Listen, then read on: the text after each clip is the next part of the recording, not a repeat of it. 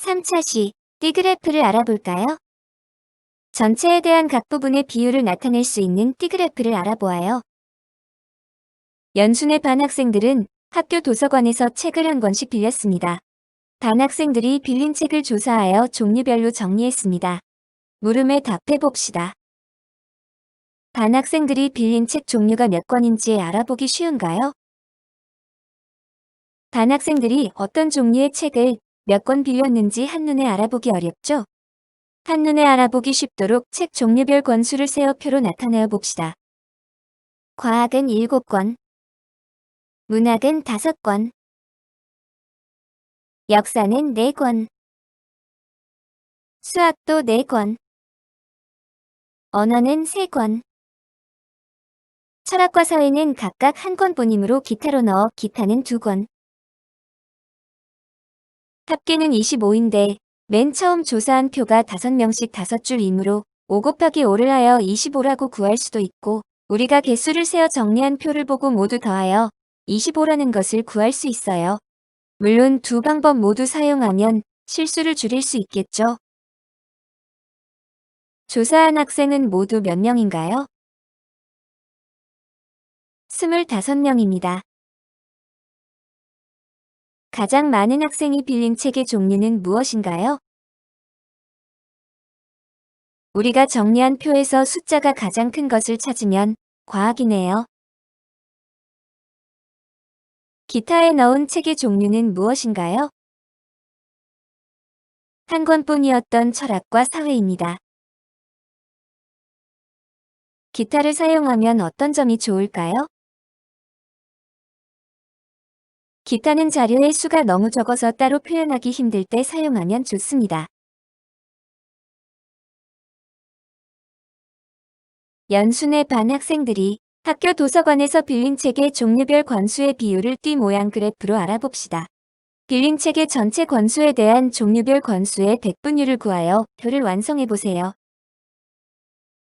첫 번째로 무엇에 대한이 붙은 전체 권수가 기준양, 종류별 권수가 비교하는 양인 것을 확인.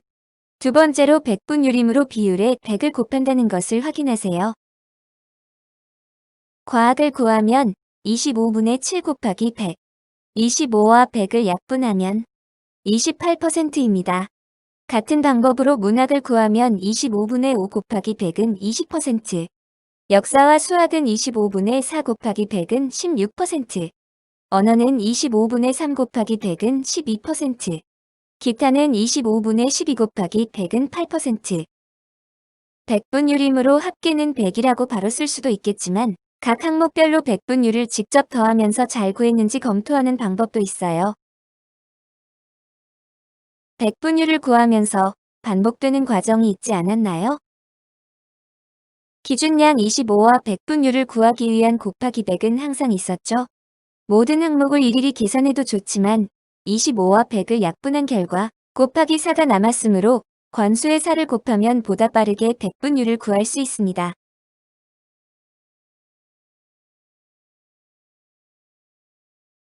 빌린 책의 전체 권수에 대한 종류별 권수의 비율을 한눈에 알아보려면 어떻게 해야 할까요? 비율을 이용하여 그래프로 나타냅니다. 전체에 대한 각 부분의 비율을 띠 모양에 나타낸 그래프를 띠그래프라고 합니다. 여기서 비율은 분수나 수수로 나타낼 수도 있지만 일반적으로 백분율을 이용합니다. 교과서의 띠그래프를 보세요.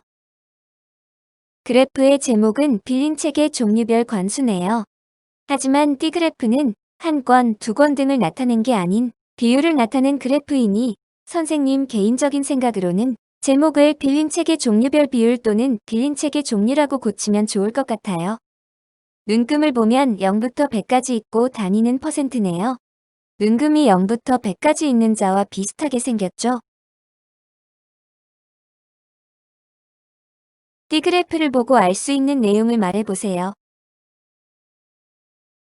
연순의 반 학생들은 과학책을 가장 많이 빌렸습니다. T그래프에 표시된 눈금은 백분율을 나타냅니다. 역사책과 수학책을 빌린 비율은 서로 같습니다.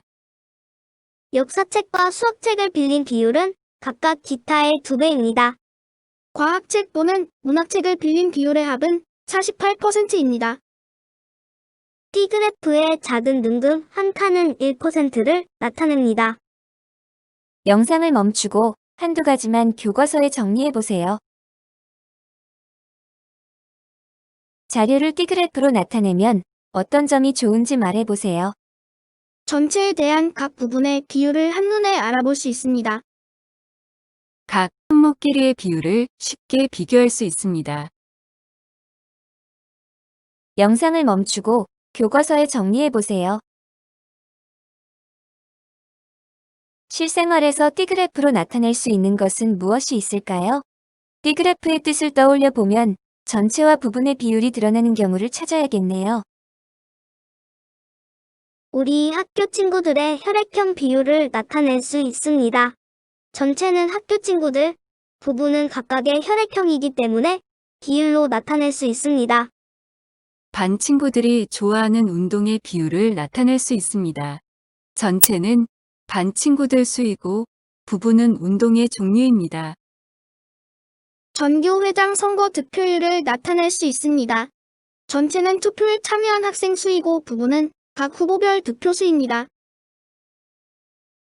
영상을 멈추고 한두 가지만 교과서에 정리해 보세요. 여러분이 생각한 새로운 사례를 적어도 좋습니다.